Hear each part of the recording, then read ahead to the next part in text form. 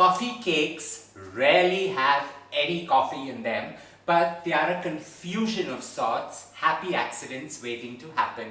Don't forget to subscribe and hit on the bell icon as we create the most fantastic apple and cinnamon coffee cake.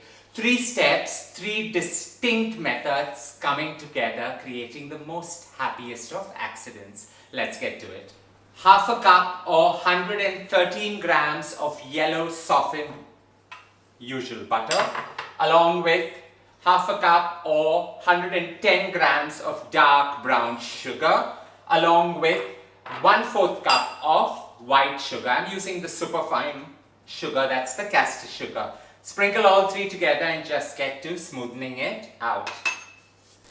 Slightly cream it, do not need to do too much out here. It will melt as you get to creating the entire cake mix. So into this goes 1 whole egg along with about 1/4 cup of regular cooking oil, and finally just eyeball in some vanilla.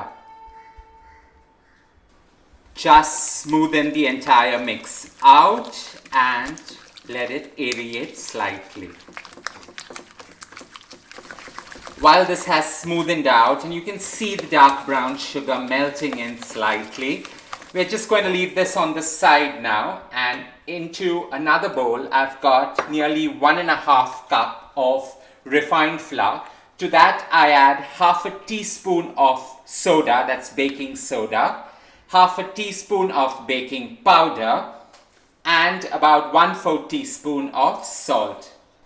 Into that goes 1 teaspoon of finely ground cinnamon powder, and just mix them well together. Sift it, or like me, lazy, just mix it all together really well. The flour takes on the color of the cinnamon, giving it that perfect fawn hue. The creamy mixture on the side, just mix it, and I'm going to add the sifted flour mix into it. So divide it into 2 batches and just mix them well together. This forms stage 1 of this gorgeous creation. With the first batch of flour gone in and smoothened it out, in goes the next part, and just smoothen it out as well. Now, although this mixture looks really very dry for a cake, the next ingredient that goes in is going to bake and moisten it. So in goes 1.5 cup of finely chopped apples, and just allow it to mix together really well. I've just finely chopped the apple because the essence is to get maximum flavor of apple in this gorgeous creation. So roughly chop it, finely chop it. You can even grate it and add it into this creation. With this mixture ready, this is the base of our coffee cake. So while this is nearly done, I've got a greased 8-inch cake mold out here. I'm just going to put this and level it down. So just put it in. Parchment paper works in demolding, so if you do not have that, just slightly grease it. It works well too. Just smoothen it out, allow it to go into all the crevices and corner, and leave a little bit of a depth in the center because we're going to add the next stage, which is a fun element.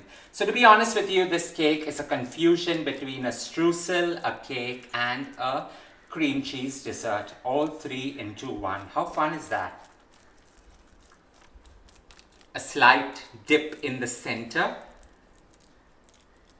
to add the stage 2 or the cream cheese filling within. Now giving it that perfect depth in the center, about 1/2 centimeter, into a bowl out here I've got nearly 240 grams of cream cheese.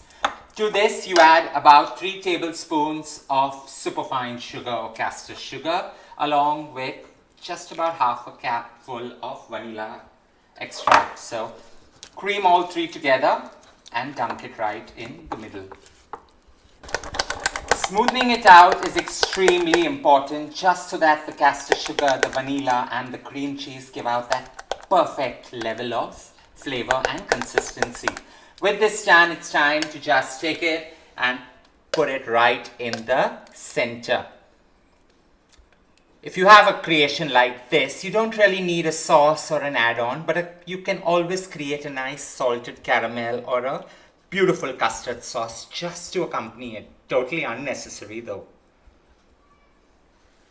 Smoothen this out in the center. Try not to go to the edge because you want it to have that gooeyest of fillings right within. With that done, now it's time to create that perfect streusel mixture right on top. So out here I've got about 3/4 cup of superfine sugar or caster sugar. On an average, it's just about 150 grams. To this you add 1/4 cup or 50 grams of brown sugar, 70 grams of refined flour, along with a teaspoon of cinnamon powder, half a teaspoon of baking powder, and finally 1/4 teaspoon of salt. Just now comes the fun part of putting your hand in, mixing it all up, and into this goes 8 tablespoons of yellow salted butter. And we're going to just crumble it up so that you get that coarse sand texture. Go in and muddle it all up. While I'm keeping this totally au natural, you can add 50 grams of finely chopped walnuts just to elevate this coffee cake to the next level. With the streusel mix done, we're just going to lift it up, crumbs and all, and sprinkle it on top of the cake and cream cheese mixture. This is stage 3 of that very happy accident that's going to happen in my oven. Sprinkle it on top, sprinkle it right till the end. You want the texture to be coarse, you do not want to flatten it down, so just have that perfect crumble on top.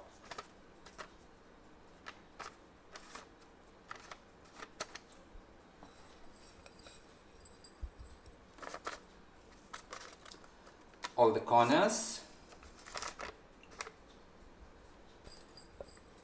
every last bit of it going there. Desserts and cakes need to have that kind of fun element into the overall creation. That's the beauty about baking, right? You can have various different styles going through. Into a preheated oven, this goes at 180 degrees Celsius or about 360 degrees Fahrenheit for a good 45 minutes till you get that perfect crust and a golden brown color right on top.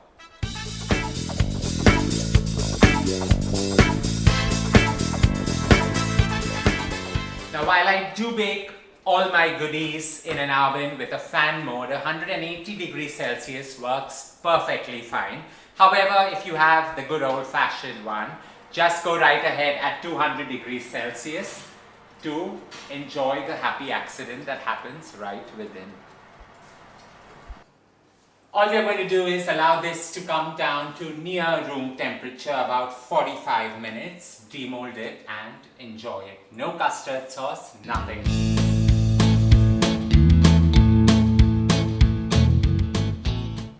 A pleasant moment of truth of a happy accident that has happened right within. I hope you enjoyed creating my version of an apple coffee cake. No coffee, 3 great steps coming together in a confusion of sorts, but a great dessert in the making. Don't forget to share loads of love by hitting on the like button. Stay safe, stay blessed, and more importantly, don't forget to subscribe.